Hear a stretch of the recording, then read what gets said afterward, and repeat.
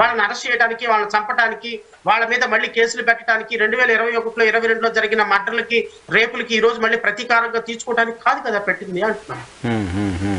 కానీ red book అంటూ పదే పదే మాట్లాడుతున్నారు. ఆ స్థాయిలో అరెస్టులే లేవు.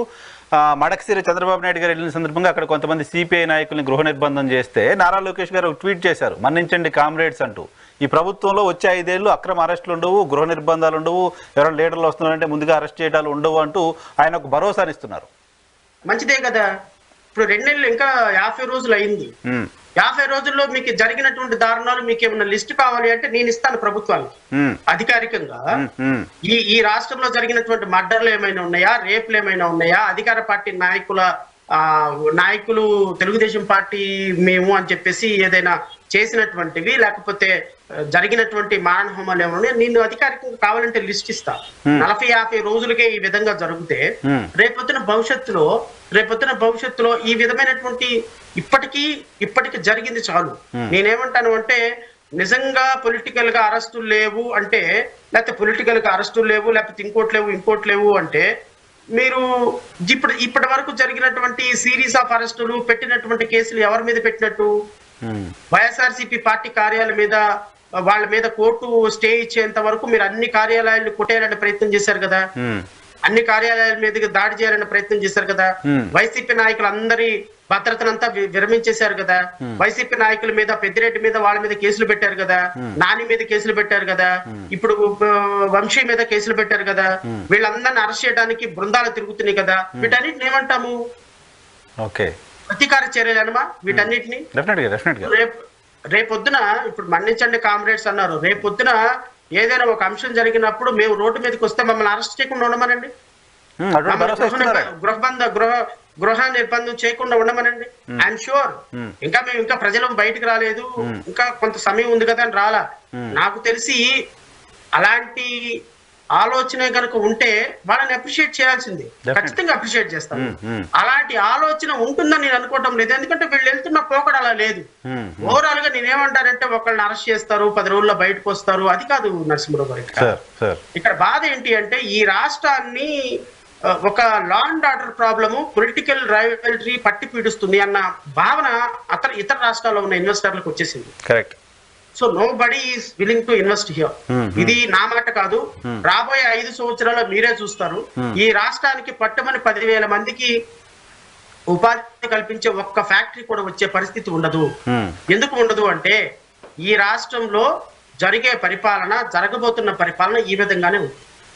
చూడండి, అదే రాగానే కొత్త వాళ్ళు రాగానే పాతయన్ని షట్టర్లు వేసే పరిస్థితి, పాత వాటిపైన విచారణలు తవ్వుకుంటూ వెళ్ళే పరిస్థితి ఉంటే న్యాచురల్గానే అది అట్రాక్టివ్గా ఉండదు కదా. తెలంగాణ నిజానికి తెలంగాణ గవర్నమెంట్, తెలంగాణలో జరుగుతున్నాయి పోల్చి చూస్తే ఆంధ్రప్రదేశ్లో చాలా ఫార్ బెటర్ తెలంగాణ అనిపిస్తుంది ఇండస్ట్రీస్ విషయంలో, లా అండ్ ఆర్డర్ విషయంలో. ఇప్పుడు మీకు ఇంకో మాట చెప్తా. విషయం ఏంటి అంటే ఒక ఇన్వెస్టర్ వచ్చినప్పుడు 100 కోట్ల రూపాయలు ఇన్వెస్ట్మెంట్ పెట్టడానికి వస్తే తనకి దరిద్రం 50 కోట్ల రూపాయలు వాల్యూబుల్ ల్యాండ్ ఇవ్వాలి,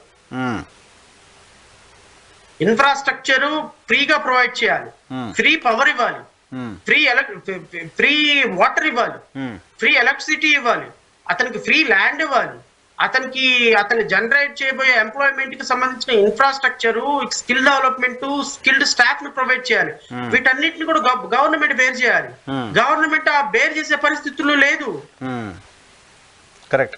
నీకు పట్టుమని కేంద్ర ప్రభుత్వం దగ్గర నుంచి అధికారికంగా మనం 15,000 కోట్ల రూపాయలు రిజర్వ్ బ్యాంక్ నుంచి అప్పుగా తీసుకొచ్చుకున్నందుకు సంబరాలు చేసుకున్నాం మనం.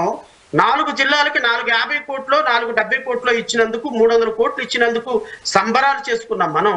కేంద్ర ప్రభుత్వం దగ్గర నుంచి ₹1 రాకపోతే మాట్లాడలేని మనం రేపొద్దున ఈ రాష్ట్రంలో జరిగే డెవలప్మెంట్ కోసం ఇతర కంపెనీల వాళ్ళు మన రాష్ట్రానికి వస్తే మన షేరుగా వాళ్ళకి ఇన్వెస్ట్మెంట్లకు ఇచ్చే ప్రోత్సాహకాల విషయంలో మన దగ్గర ₹1 లేకపోతే రేపొద్దున రాష్ట్రం అడ్మినిస్ట్రేషన్ ఎలా జరుగుతుంది?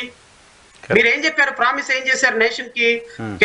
భారతీయ జనతా పార్టీతో పెట్టుకుంటే కేంద్ర ప్రభుత్వంలో అధికారంలో ఉండే పార్టీ మన రాష్ట్రానికి నిధుల వరదాయి పారుతుంది కాబట్టి మనం ఆ రాష్ట్రంతో పెట్టుకుందాం అన్నారు. 15,000 కోట్ల రూపాయలు అప్పు ఇప్పించారు వాళ్ళు, దానికోసం పొత్తు పెట్టుకున్నారా? బీహారు 59,194 కోట్ల రూపాయలు వాళ్ళకి ఇస్తే బీహార్కి, ఆ బీహారు ముఖ్యమంత్రి నితీష్ కుమార్ ఈ ప్రభుత్వానికి మద్దతు ఇచ్చే విషయంలో ఉపసంహరించుకుంటాం, మాకు చాలా తక్కువ నిధులు ఇచ్చారని చెప్పి గొడవ చేశారు. అవును, ప్రత్యేక హోదా అడిగారు ఆయన.